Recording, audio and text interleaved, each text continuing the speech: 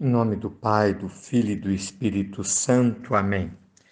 Irmãos, primeiramente, peço desculpa por hoje realmente me esqueci da gravação e do envio logo de manhã, pelo menos, né, do ensino bíblico, mas ainda em tempo estou fazendo com alegria esta gravação explicativa, o texto proposto para hoje, na sequência do nosso estudo e meditação bíblica, é Mateus, capítulo 16, versículos 13 a 28.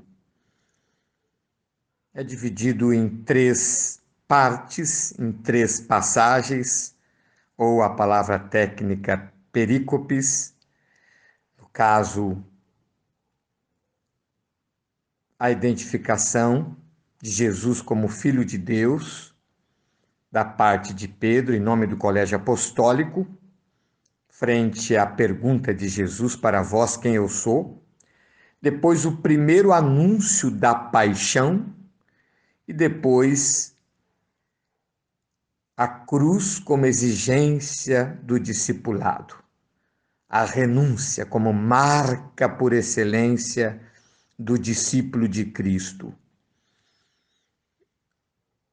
Interessante, Jesus primeiramente pergunta no dizer do povo: quem é o Filho do Homem? A resposta dos apóstolos são de opiniões diversificadas da parte do povo acerca de Cristo. João Batista, uma espécie de ressurreição de João Batista, Elias, que o livro de Malaquias dizia que ele iria voltar, outros achavam que era Jeremias ou um dos profetas. Jesus não se dá por satisfeito porque são opiniões equivocadas acerca da sua identidade. Então ele pergunta: e vós quem dizeis que eu sou? Me recordo quando São João Paulo II esteve no Brasil a primeira vez, eu era ainda vocacionado, 1980, e ele falou aos jovens em Belo Horizonte. E era esse evangelho de hoje, na celebração da Eucaristia, que o Papa presidiu para os jovens. E ele disse: jovens, chega um momento que não se pode ter uma opinião acerca de Jesus apenas baseado na opinião de terceiros. É preciso uma resposta pessoal convicta. Simão, em nome do Colégio Apostólico, respondeu acertadamente: Tu és o Cristo, Filho de Deus vivo. E aí Jesus faz-lhe uma declaração surpreendente. Feliz és tu, Simão, porque não foi a carne nem o sangue que te revelou isso, mas meu Pai que está nos céus. No Evangelho de João, Jesus agradece o Pai por aqueles que o Senhor me deu. Você também, meu irmão, minha irmã, que optou por Cristo na sua vida, que conheceu Cristo como Filho de Deus e crê nele, Deus se serviu de instrumentos, a sua igreja, sua família, pessoas da sua paróquia, enfim. No entanto, é o Pai que está operando e foi realizando essa obra de revelar seu Filho a você. Agradeça-o por isso. Na sequência da passagem, Nosso Senhor disse: Eu te declaro, tu és Pedro, e sobre esta pedra edificarei a minha igreja. A palavra Pedro vem de pedra, do grego Petrus. Eu recordo que um dia estava conversando com um senhor, ainda jovem, esse senhor era adventista, e eu citei essa passagem para falar do primado de Pedro, do Papa.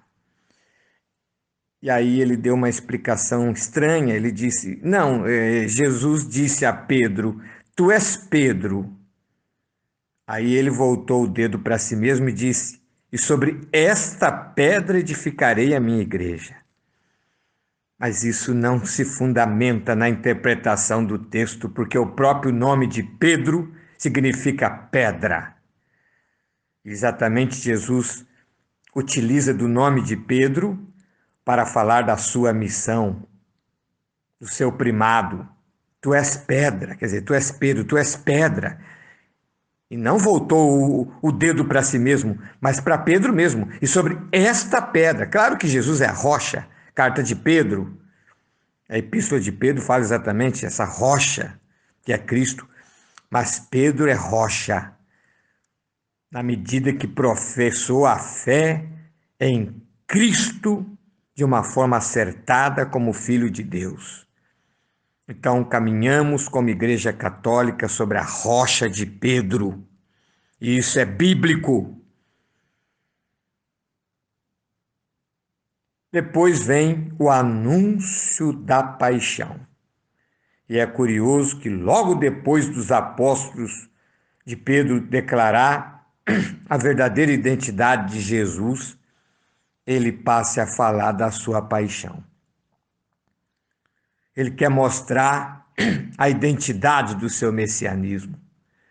Ele não deseja permitir que os apóstolos fiquem equivocados com falsas esperanças messiânicas do povo. Esperavam um libertador político, alguém que fosse libertar Israel,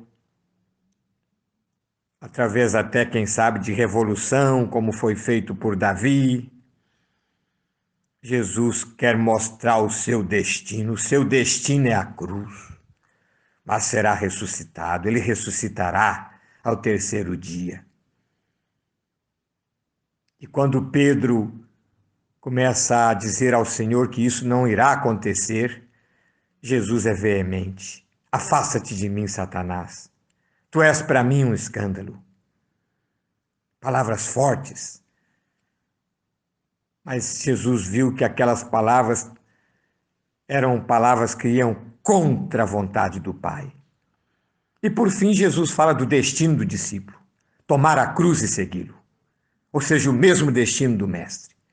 Se não vamos morrer como Jesus, mas devemos nos sentir pregado na cruz com ele, como Paulo afirmou.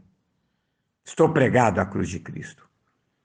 Assumir o destino do Mestre é a condição para ser discípulo de Jesus. Ou seja, a cruz, a renúncia a cada dia, tendo Cristo como centro de nossas vidas.